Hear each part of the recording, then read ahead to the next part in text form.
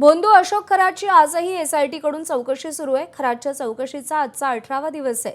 अशोक खरातची दुसऱ्या गुन्ह्यातली पोलीस कोठडी उद्या संपणार असून त्याला पुन्हा कोर्टात हजर केलं जाणार आहे। खरात प्रकरणात सबळ पुरावे गोळा करून उद्या कोर्टात सादर केलं जाईल। तसंच अशोक खरातच्या वाढीव पोलीस कोठडीची मागणी केली जाणार असल्याची माहिती मिळते आहे। भोंदू अशोक खरातचा मुलगा हर्षवर्धन पुन्हा एकदा एसआयटी पथकाच्या कचाट्यात सापडलाय। अशोक खरातच्या मुलाची आणि मुलीचीही आज चौकशी होणार असल्याची माहिती मिळते आहे। मात्र त्याची पत्नी कल्पना खरात अजूनही पसार असून पोलीस तिच्या मागावर आहेत।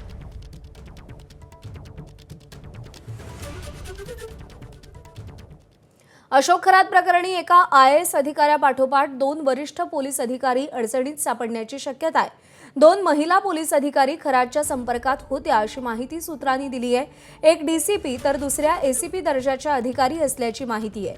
आवडती पोस्टिंग मिळावी म्हणून त्यांनी खरात बाबाकडे धाव घेतली होती का?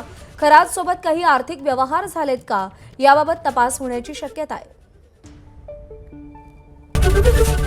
एबीपी माझा, उघडा डोळे बघा नीट।